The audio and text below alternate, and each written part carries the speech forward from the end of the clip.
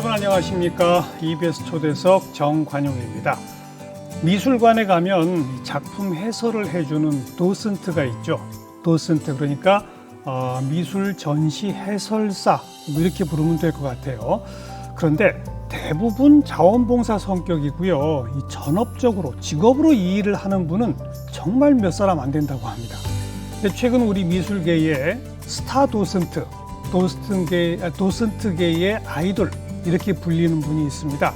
이분의 작품 해설을 일부러 찾아서 쫓아다니는 그런 팬들까지 생겨서 미술관에 피리 부는 사나이, 이런 별명도 있다고 하는데요. 정우철 도슨트 오늘 함께 만나겠습니다. 어서 오세요. 네, 안녕하십니까.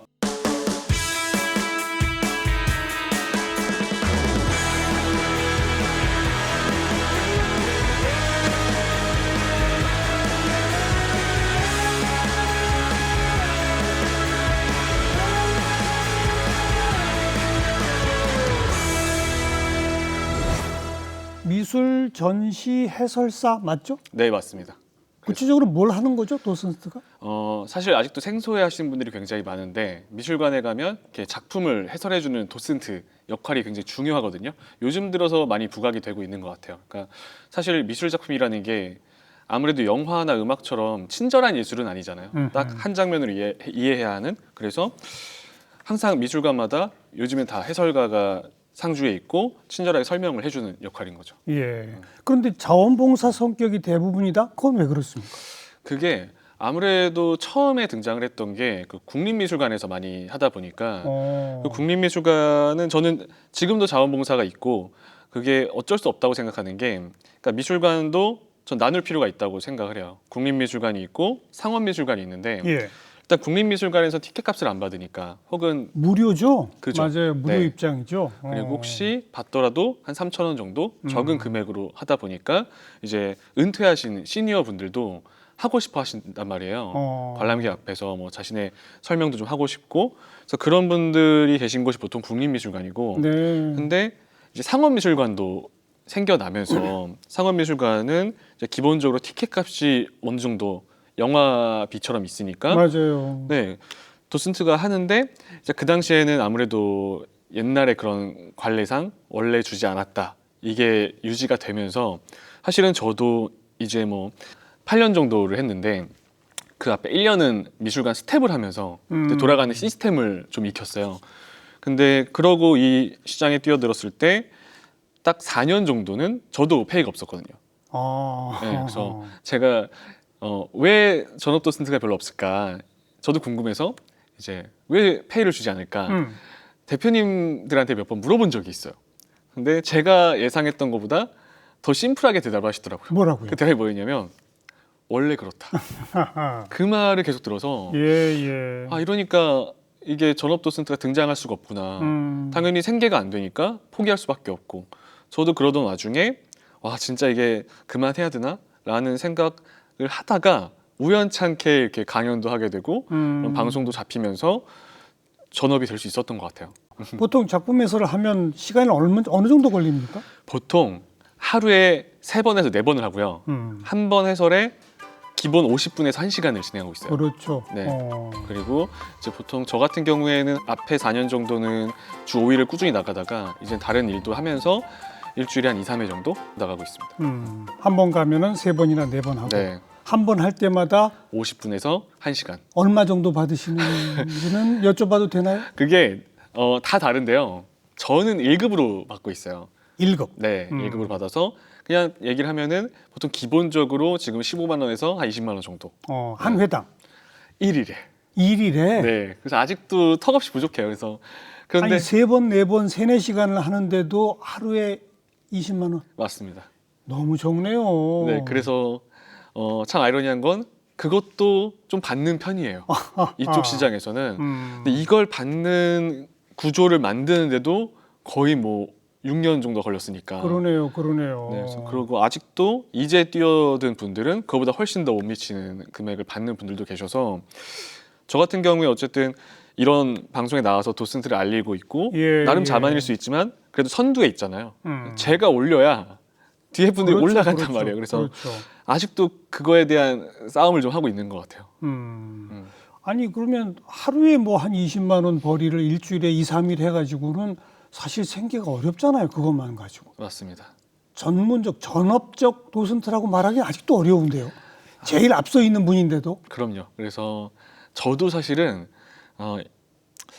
해설만 해서는 좀 어려운 부분이 있어요. 그쵸. 그러다 보니까 전업 도슨트로 유지를 하려면 본업을 미술 해설을 하면서 부업이 필요한 거죠. 뭘 하십니까? 저는 보통 강연이 주 강연. 수입원이에요. 네, 수입원이고 이렇게 또 방송에 나가기도 하면서 예, 그러니까 예. 이게 제 생각에 좀 아이러니한 게 본업은 글쎄. 돈이 안 되고 부업을 하니까 이제는 이걸 어떻게 밸런스를 맞춰야 될까 그 고민을 굉장히 하고 있어요. 네. 그리고 저는 개인적으로 이렇게 EBS 초대석에 나온 게 정말 의미가 있는 게 이렇게 나와서 이런 존재가 있다, 이렇게 열심히 하고 있다. 그리고 아직도 오해하시는 게 미술관에서 해설하고 있으면은 뭐 회당 뭐 이렇게 많이 받는 거 아니야? 이렇게 얘기를 하시는 분들이 계세요. 예. 아직도 이걸로 되게 힘든 상황이라 그걸 널리 알려야죠. 그래서 이렇게 열심히 하고 있습니다. 네, 네. 우리나라 전체에 몇 명쯤 있다고 봐야 돼요?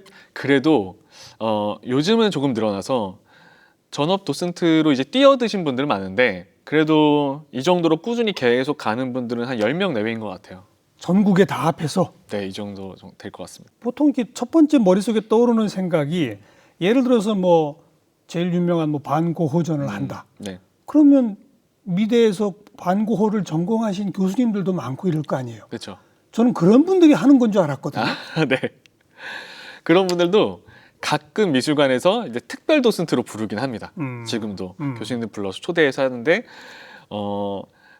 사실 정확히는 현실적인 문제인 것 같아요. 이제 그분들이 하더라도 매일 상주했을 수도 없고 가끔 특별로 뭐 이벤트식으로 와서 그렇죠. 하는 경우밖에 없습니다. 아니 뭐 보통 그런 미술 전시회 같은 거 하면 몇 달씩 하잖아요. 보통 4개월 반을 기준으로 삼아요. 그러니까. 네. 그런데 그 미대 교수님을 4개월 반 하루에 3번, 4번씩 하시라고는 못 하는 거죠. 아유, 체력도 힘들어가지고 이게 그러니까요. 저도 한번 4번 하고 나면은 녹초가 돼가지고 굉장히 육체적으로도 고된 일인 것 같긴 해요. 그렇죠. 네, 미술 전공 아니시죠? 저는 원래 영화를 전공했어요. 영화. 네, 근데 2017년부터 시작하셨다고 이 일을? 네 맞습니다. 그리고 2016년에는 스텝을 했죠. 스텝? 네, 미술관에서 작품을 지키는 일을 하면서 어. 그게 조금 더 깊숙이 다가갔던 자자. 것 같아요. 그럼 영화 전공했는데 어떻게 미술관으로 연결이 됐어요? 저희 어머니가 그림을 그리셔가지고 화가세요? 화가세요인데 오. 유명하신 분은 아니고 저 어머니 얘기를 가끔 하는데 집이 그러니까 어린 시절 꿈이 화가셨는데 집이 가난하셔가지고 이제 화가의 꿈을 못 이루신 거예요. 물감이 비싸니까. 그리고 이제 취업을 하시고 제가 한 초등학교 6학년 때쯤 이제 다 키웠다 생각을 하신 다음에 예. 다시 그림을 그리셨어요. 예. 그래서- 그런 분들 많아요. 맞아요. 그래서 여행 가면 꼭 그림 그리시고 지금도 가끔 지방에 여행 가면은 이렇게 스케치 정도 하시거든요. 예. 근데 그걸 보다 보니까 집에 미술책도 있었고 자연스럽게 그렇겠죠. 어머니가 그렇게 그림을 그리시니까 제 마음속 자체에서 이게 공부라기보다 그냥 엄마 이야기구나라고 생각을 좀 했던 것 같아요. 그래서 어머니가 개인전 여실 때 작품 지킨 적도 있고 어렸을 때 그냥 말이 지키는 거지 놀러 간 거지만 그렇죠. 그래서 좀 더 친숙했던 것 같아요. 음. 네, 그러면서 엄마랑도 가고 하다 보니까 우연히 미술관 그림 보는 게 좋으니까 작품 지키는 일도 재밌겠다. 그림 실컷 보면서 하고 갔다가 그럼 그 일 전에는 뭐 아무 일도 안 하셨어요? 회사 다녔습니다. 어떤 회사를 다니셨어요? 이게 회사 이름을 말해도 될지 모르겠는데 그 공무원 만들어주는 애들이라고 거기서 영화 전공하고도 전혀 무관한 거네요. 이제 영상을 다 배워가지고 아, 영상을 다 배워서 근데 돌이켜 보면은 영화 전공이긴 하지만 제작 시스템도 배우고 시나리오를 쓰는 것도 배우고 예. 전반적으로 다 배우거든요. 근데 막상 단편 영화를 몇 번 찍어 보니까 만드는 것도 제일이 아니더라고요. 그래서 일단 영상 회사에 가자 들어갔다가 사실 대학생 때부터 아르바이트로 계속 하고 있었거든요. 그래서 나름대로 또 진급이 좀 빨리 되면서 근데 이게 제가 그 회사 다닐 때는 그러니까 사람 만나는 게 좀 좋았던 것 같아요. 거기 교육회사니까 교수님들 많이 만나고 이렇게 뭐 학생들도 많이 대화하고 가면은 근데 이제 진급을 앞두고 있었는데 진급을 하면 관리자가 되는 거예요. 그렇겠죠. 그럼 뭐 보고서를 쓰고 그렇겠죠. 그래서 그거는 도저히 못하겠다 하면서 회사를 나와서 그래서 사람 만나고 내가 좋아하는 게 뭘까? 그래도 조금 아직 20대인데 새로운 거 해보면 되지 않을까? 예. 그래서 나와서 방황을 하다가 미술관에 들어갔던 거예요. 그리고 그때 도슨트라는 걸 알게 되면서 야 이거 해설 되게 재밌다라는 걸 알게 된 거죠. 아니 그 도스트로 직업적으로 살고 있는 선배가 없는데도 거기에 좀 재밌는 얘기일 수도 있는데 네. 그 당시에는 그래서 페이를 안 주니까 네. 스텝으로 들어가면 안 하잖아요. 그러니까 도슨트가 없잖아요. 그래서 누가 했냐면 그 미술관의 스텝들이 가위바위보를 해요. 그래서 진 사람이 진 사람이 하는 거예요. 왜냐하면 다 똑같이 페이를 받는데 스텝비를 받는데 공부하고 추가 일이 생기니까 그렇죠. 다 안 한다고 미는 거예요. 근데 제가 딱 갔었을 때 거기 제가 회사 다니다 나왔으니까 제가 제일 연장자였어요. 그 알바생들 중에서는. 그래서 거기는 대리님이 한번 해볼 생각 없냐. 또 어영부 하다 보니까 그래서 한번 해볼게요 하다 보니까 딱 했는데 생각보다 재밌더라고요. 그래요? 물론 공부는 힘들었지만 물론 처음에는 외우는 노하우를 몰라서 다 까먹고만 하다 까먹고만 그런 게 많았는데 그래도 나중에 그 전시 끝날 때쯤 되니까 시작할 때는 도슨트가 5명이었는데 나중에 저 혼자 하더라고요. 그 4명은 못하겠다.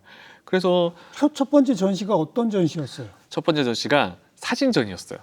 그래서 조금 더 친숙하게 들어갈 수 있었나 봐요. 명화전이 아니었기 때문에 내셔널 지오그래픽 유명하죠. 네, 사진전이었어서 그거는 뭐 특정 작가의 작품이 아닌 거잖아요. 게재됐던 사진들 가운데 뭐 좋은 것들 이런 거겠죠? 맞습니다. 컨셉이 동물이었어요. 그러니까요. 네, 맞아요. 네. 그런 사진 찍었을 때의 그 비하인드 스토리 그리고 동물에 대한 그런 얘기들 그걸 쭉 해줬더니 생각보다 이게 되게 재밌다. 그리고 사람들이 얘기 들어주는 것도 좋고 그리고 무엇보다 해설이 딱 끝나고 고맙다고 박수도 받고 그런 게 굉장히 좋더라고요. 그래서요.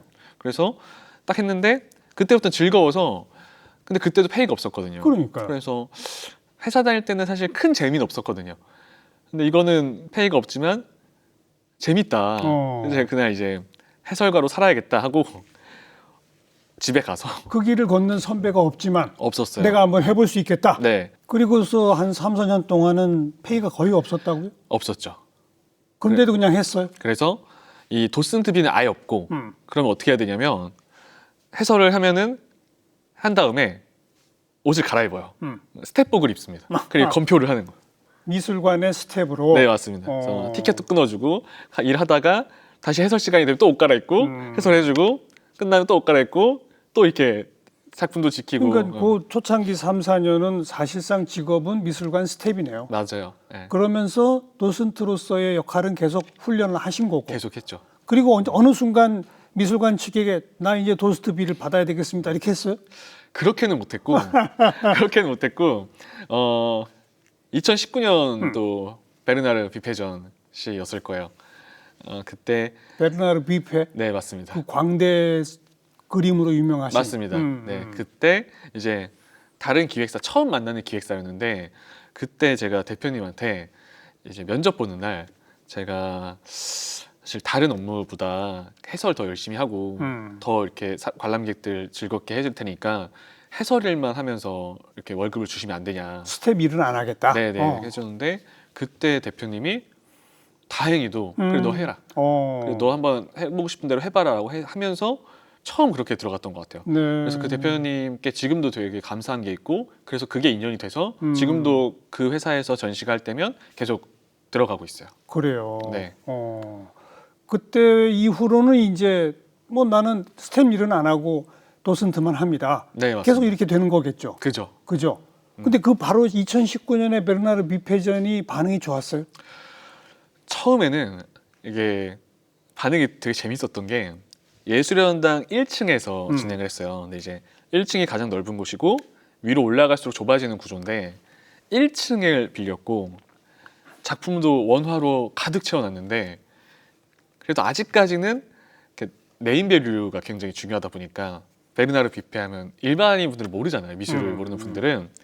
그래서 처음에는 전시가 너무 안 됐었어요. 정말 처참할 정도로 안 됐는데 관람객이 거의 없었군요. 거의 없다고 봐야 되는 거죠. 예, 그리고 예. 티켓 사이트에 질문이 올라온 거예요. 전시에 대한. 이제. 근데 그 첫 질문이 너무 황당하게도 그 초밥이 있냐고 올라온 거예요. 뷔페니까. 뷔페라서 이게 제가 농담이 아니라 정말로 올라온 거예요. 세상에. 그래서 그 당시에 원래 그 예술현장에 지하에 실제 식당 뷔페가 있었는데 예. 그게 1층으로 이동한 줄 알았대요. 그래서 음식이 뭐가 있냐 물어보시기 저는 처음에 이게 무슨 말이지? 뭔 소리지 싶었는데 그 자꾸 올라와서 음. 제가 그 질문이 올라온 날 그 대표님이 이렇게 나오시는데 그 표정을 잊을 수가 없는 거예요. 그래서 저한테 우철아 큰일 났다. 전시 망하겠다라고 하는 거예요. 그래서 예. 작품이 너무 좋았거든요. 그때 제가 대표님한테 그래도 저를 처음으로 도슨트만 하게 해주신 분이잖아요. 그래서 어떻게든 제가 사람들 감동시켜 보겠다 해서 정말 그때 한 번마다 이런 표현이 맞을지 모르겠지만 사활을 걸고 했던 것 같아요. 그리고 제가 나름대로 그때 자부심이 있었던 게 어쨌든 페이를 받았잖아요. 근데 주 5일 평일에만 나오는 거였는데 제가 실제로 그 대표님한테 점점 사람이 많아지는 게 보였거든요. 좀만 하면 될 것 같다. 그래서 페이를 안 받고 그때 주말에 나와서 했어요. 주 7일? 그 6일을 했어요. 6일까지? 네, 그래서 토요일 혹은 일요일에 한 번씩 더 하겠다. 페이 안 주셔도 된다. 그래서 주말에도 무료로 나와서 했었는데 처음 해설할 때 정확히 기억나는 게 그 전시에 처음 해설할 때 한 10명 정도 있었던 것 같아요. 근데 해설이 딱 끝나고 하는데 사람들이 너무 좋아해 주시더라고요. 그리고 그 화가의 스토리텔링도 워낙에 좋았고 작품도 좋다 보니까 점점점 하루가 지날 때마다 이게 불어나는 게 보이더라고요. 입소문이 나기 시작한 모양이네요. 맞아요. 예. 그리고 그 기획사가 작품을 이렇게 좋은 작품을 원화로 가져오다 보니까 예. 회사에 자금이 부족했어요. 그래서 홍보를 거의 못한 상태였거든요. 그런데 정말 입소문만으로 잘 되면서 대박이 난 거죠. 네. 나중에 거의 매 타임마다 100명씩 모이는 현상이 생기면서 저한테는 진짜 인생을 변화시켜준 전시 중에 하나죠. 그러네요. 나중에 매 타임 100명이라고 하는 거는 정우철이라는 도슨트가 하는 게 그걸 꼭 들어야 되는데 이렇게 알고 오는 분들이 많았다면서요. 그렇죠. 그리고 원래는 그 당시에 그 베르나르 뷔페 해설가가 2명이었어요. 저랑 1명이 더 있었는데 예. 그분이 정확히 이유는 모르겠지만 한 2주인가 하고 그만두셨어요. 다른 일정 때문에. 그래서 사실은 그 전시의 해설가 저 혼자였어요. 네. 그래서 모든 일정을 하루에 4번씩 주 5일을 계속했던 거죠. 그런데 아무튼 그게 소문이 나면서 그 도슨트의 설명 시간에 맞춰서 오는 분들이 늘어났다는 거 이거 맞아요. 아닙니까? 맞습니다. 대한민국에 처음 있었던 일이라고도 말할 수 있잖아요. 아니 뭐 그죠? 좀 부끄럽지만 그럴 수도 있지 않을까. 네네 그죠. 자, 본인만의 차별성이 도대체 뭐길래 그동안에 많은 그런 도슨트들이 있었는데 뭐 어떤 점일까요? 무조건 친절하게 하고 권위 의식을 내려놓자. 왜냐하면 미술 용어가 사실 다양한 용어가 많잖아요. 예. 최대한 그걸 쉽게 해주자. 괜히 안다고 그러지 말고. 두 번째는 저희 어머니가 전공을 못 하셨잖아요. 독학으로 그림을 그리셨으니까 사실 미술 용어를 잘 모르세요. 그래서 처음 대본을 쓰면 엄마한테 들려줬어요. 예, 읽어보시라. 그러니까 제가 이제 들려준 한번 거죠. 들어보시라. 그래서 모르는 게 있으면 얘기해달라. 다 고쳐졌어요. 그럼 그걸 다 푼 거죠. 이거 모르겠다 하면 다 풀어서 정말 다 약간 모토가 중학생도 이해할 수 있게. 여기 중학생이 와도 이거 들어 다 이해할 수 있게 하자. 그 친절과 그런 쉽게 그리고 제가 영화 전공자잖아요. 그래서 네. 아무래도 스토리라인 짜는 걸 좀 배웠어가지고 그렇죠. 그냥 딱딱하게 하나하나 해설하는 게 아니라 스토리텔링을 하자. 그래서 저만의 방식이 이제 저만의 대본 쓰는 법을 만들어서 딱 들어갔을 때 이 화가가 어떤 배경에 태어났고 그때 이 시대는 어땠고 이런 집안에 태어났고 뭐 이때 어머니가 돌아가시고 그래서 그림이 슬퍼졌다. 화가의 생애를 우선 그려주고. 네 맞아요. 그러면서 그 작품 속에 담긴 이야기를 녹여주는 거죠. 네. 그 세 가지가 잘 먹혔던 것 같아요. 그러니까 한 50분 1시간이 하나의 스토리로 연결되도록. 네. 오, 그래서 그렇군요. 제 모토 중에 하나가 어쨌든 그 당시에도 전 영화 전공했고 영화는 많이 보잖아요 사람들이. 근데 전시는 굉장히 어려워해서 못 온단 말이에요. 해설을 들은 사람들은 전시를 봤는데 마치 영화 본 것처럼 기억나게 하자. 이게 제 모토였어요. 네. 그런데 본인도 그 뭐 예를 들어서 베르나르 뷔페다 그러면 공부해 본 적 없는 사람이잖아요. 맞아요. 새로 처음부터 공부하는 거잖아요. 네.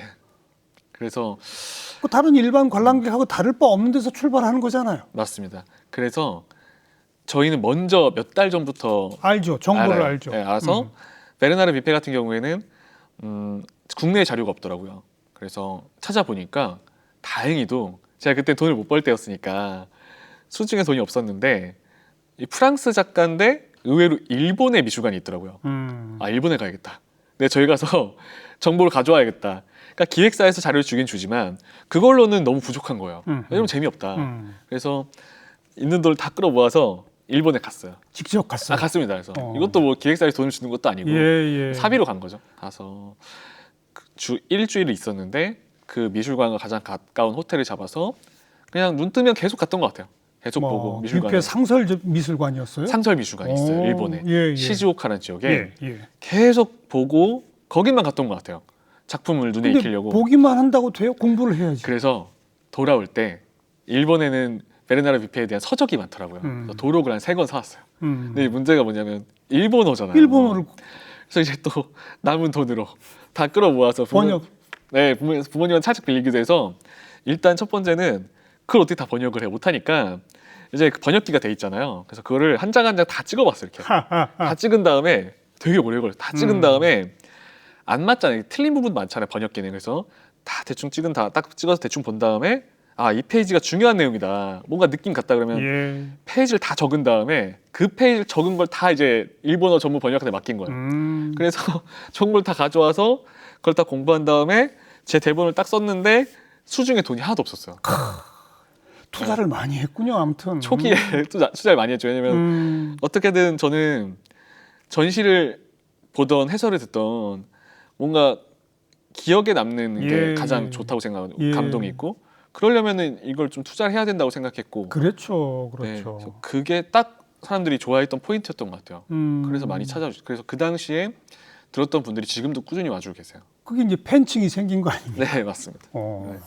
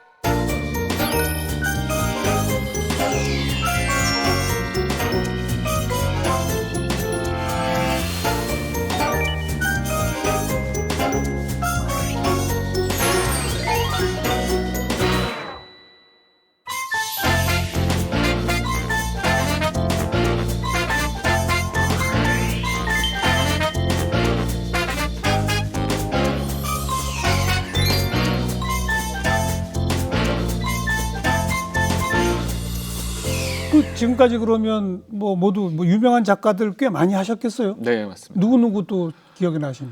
뭐 베르나르 뷔페도 있고 그리고 툴루즈 로트렉이라는 노트레. 화가도 그 외소증이 있는 작가인데 그리고 알폰스 부아 가장 기억에 남는 건 또 마르크 샤갈. 샤갈도 아이고. 너무 좋죠. 네. 샤갈 전시는 해설을 또 2번 했어요. 거의 1년에 가까운 시간을 해설했고 앙리 마티스도 재밌었고 네.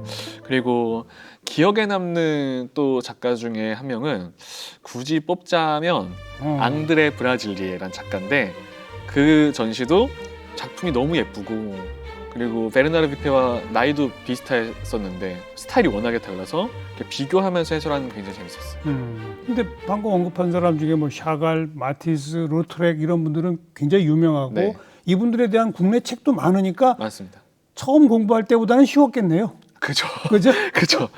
아 그리고 피카소도 했습니다. 그러니까 뭐 그런 분들에 대해서 뭐 연구가 너무 많이 돼 있으니까. 맞아요. 그래서 좀 인지도가 있는 작가들은 공부하기가 수월하죠. 그죠. 네. 그러니까 전시가 있다 그러면 첫 준비는 공부네요. 아 그럼요. 네. 그다음 이제 어떤 준비를 거쳐요? 아 이게 가장 힘들었는데 공부도 노하우가 있잖아요. 또 처음에는 외우는 노하우도 몰랐던 거예요. 그래서 하다 보니까 저만의 대본을 짜는 것과 공부하는 그 방법이 생기더라고요. 그러니까 그래서 전 어떻게 하냐면 바로 책을 읽진 않아요. 만약에 피카소면 인터넷 사이트에 피카소를 검색을 해요. 그리고 뭘 하냐면 뉴스를 눌러요. 뉴스를 누른 다음에 바로 보는 게 아니라 그 뉴스의 순서를 바꿀 수가 있어요. 가장 오래된 순으로. 오래된 순으로 바꿔서 그러면 정말 긴 뉴스는 30년 전 이런 뉴스까지 남아있더라고요. 그걸 순서대로 다 봐요.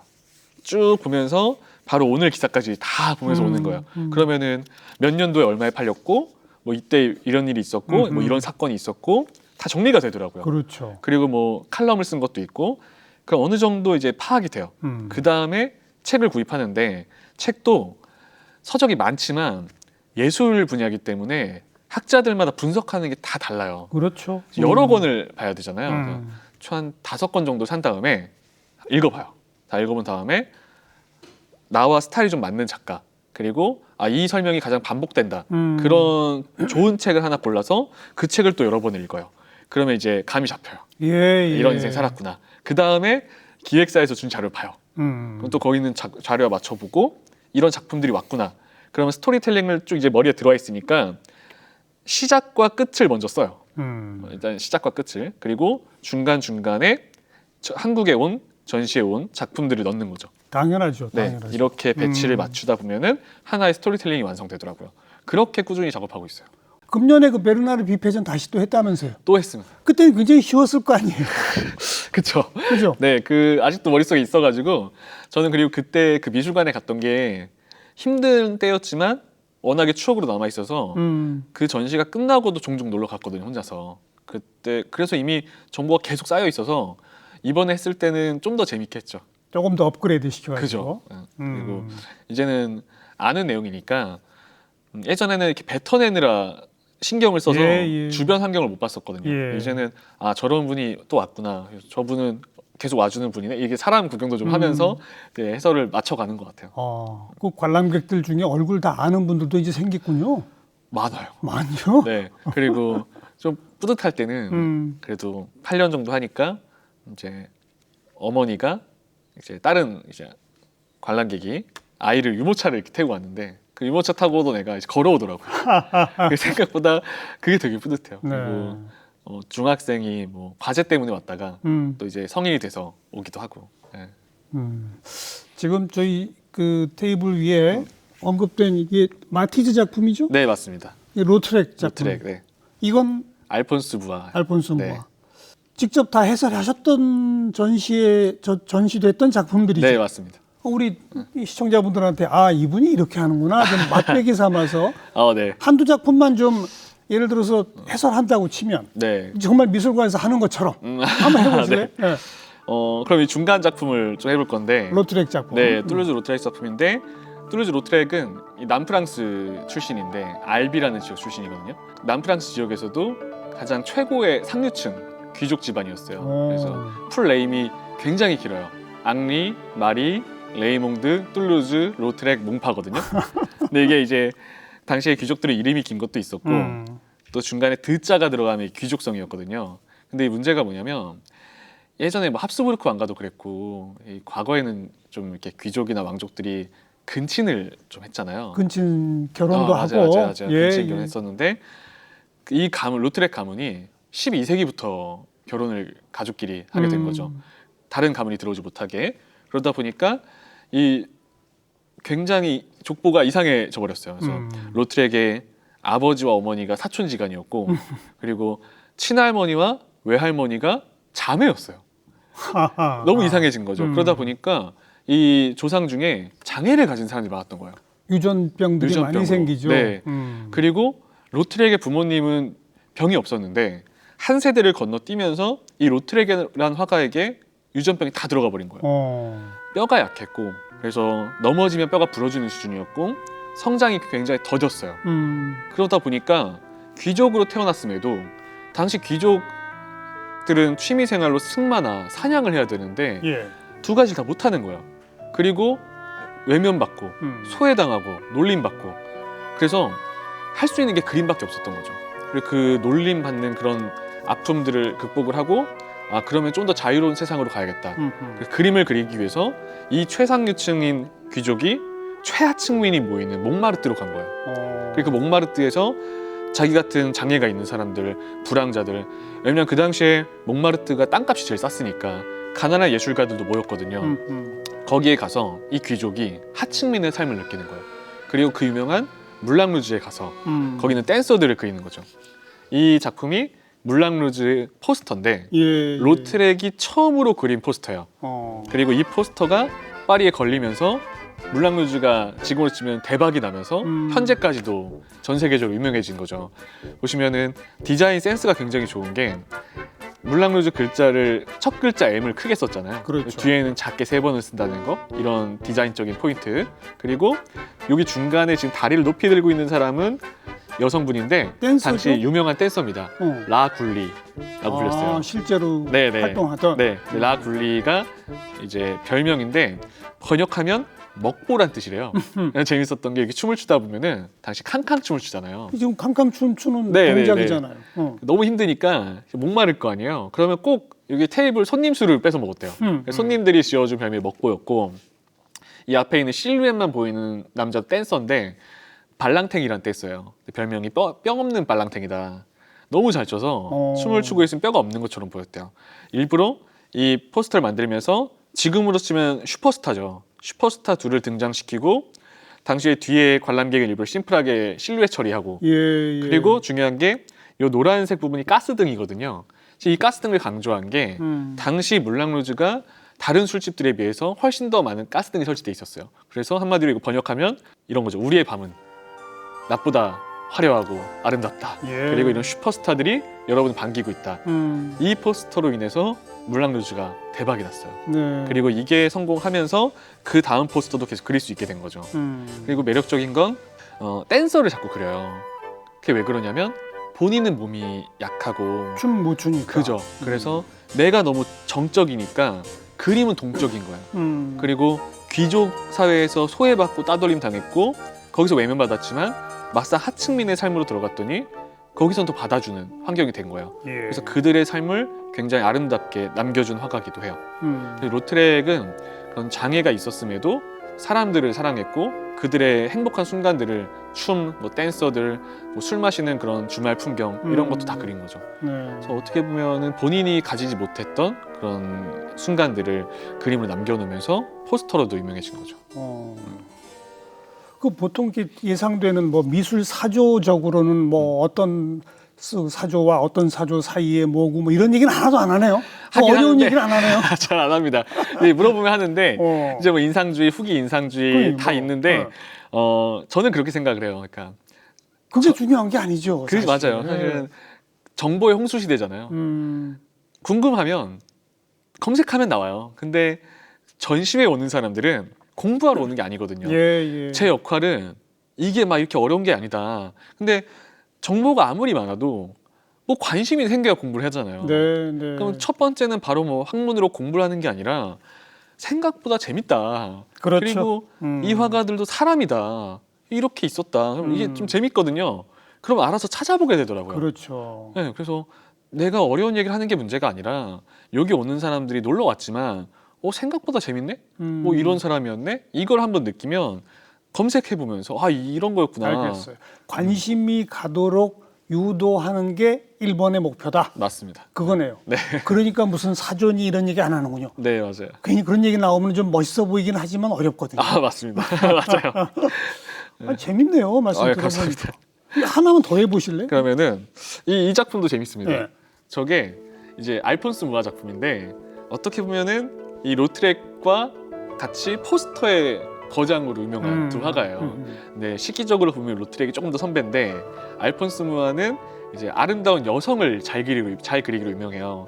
이것도 사실은 이제 회사의 의뢰를 받아서 그린 거예요. 자기가 알려야 되는 그런 광고들 있잖아요, 상품들을 대놓고 드러내는 게 아니라 약간 뒤로 숨겨놓고 이제 아름답게 그리면서 시선을 끌어당기거든요.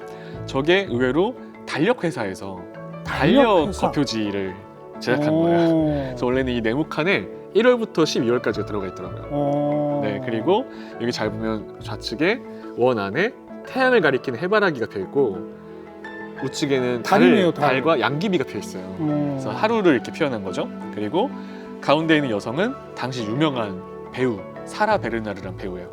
그래서 사라 베르나르와 이제 6년 전속 계약을 했거든요. 그래서 사라 베르나르를 계속 작품에 그려주면서 이 달력에도 등장을 시켰고 그 뒤에 원 모양의 12개의 별자리가 그려져 있어요. 네, 한 사람의 인생을 표현한 달력 거표진 거예요.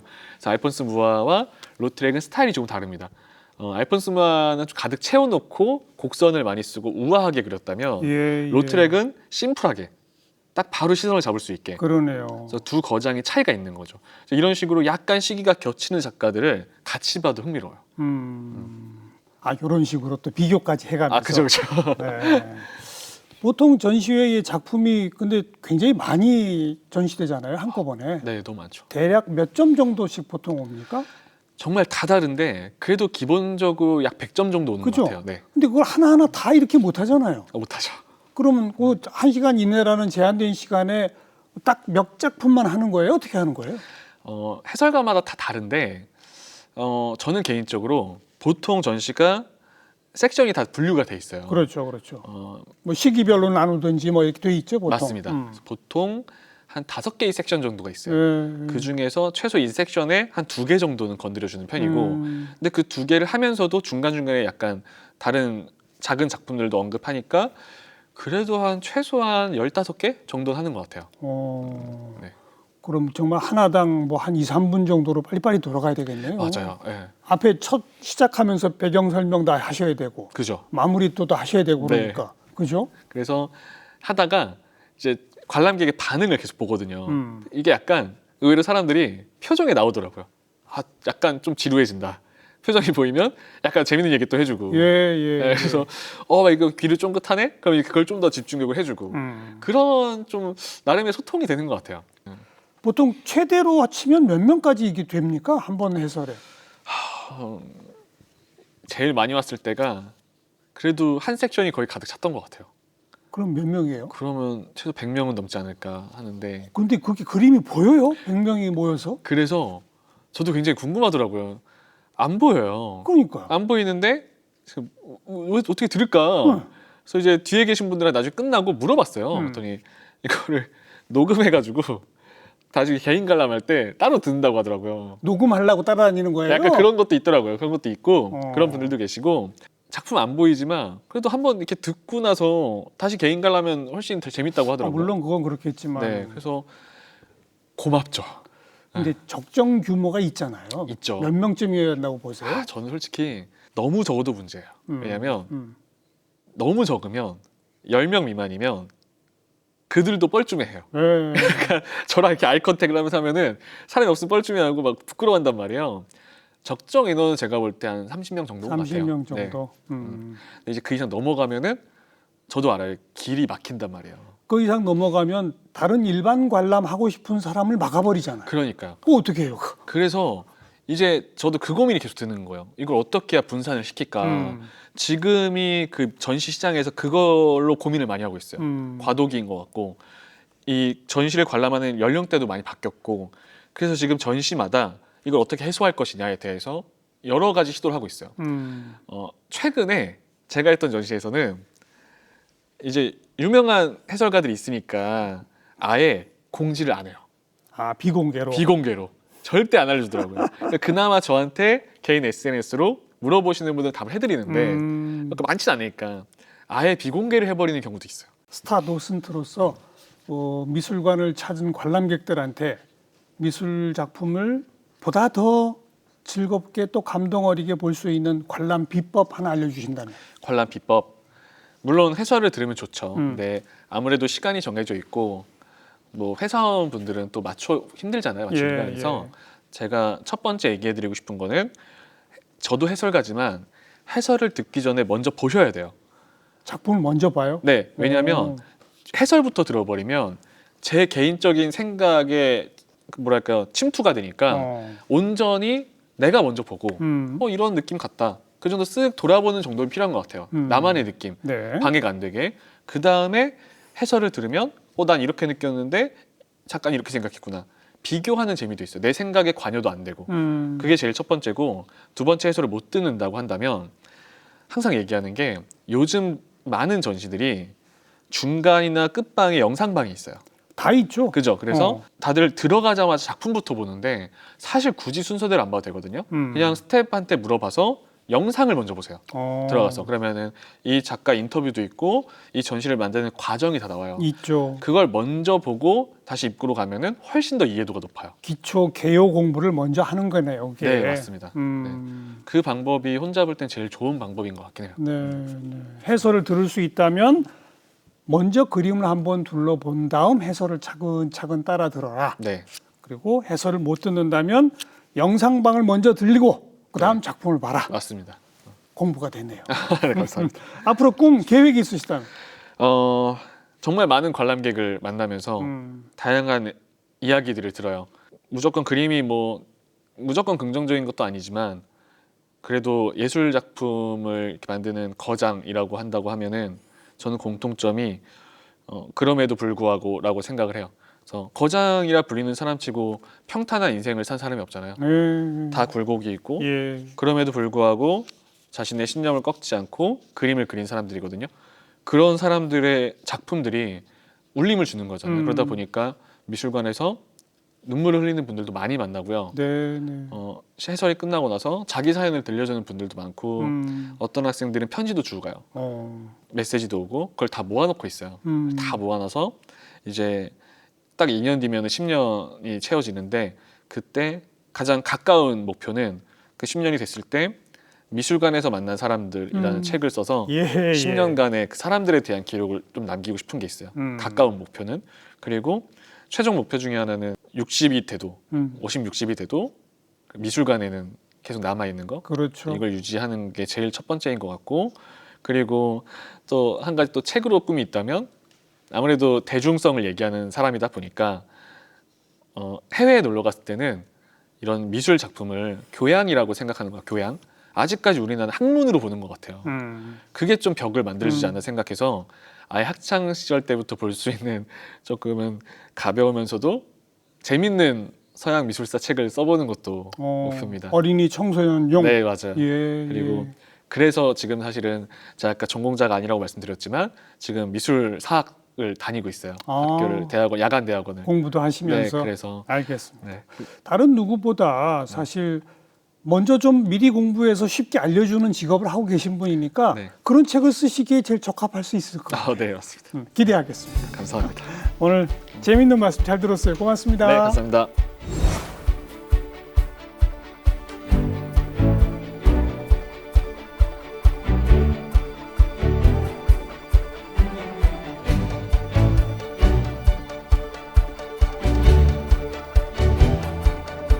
네, 도슨트의 세계에 대해서 배워봤고요. 우리나라에 없던 새로운 직업 영역을 지금 창조해내고 계신 분이라 더 좀 흥미가 가는군요. 이번 주말 미술관 한번 가보시면 어떻겠어요? 해설 들으시면서 말이죠. 다음 주에 또 뵙겠습니다. 안녕히 계십시오.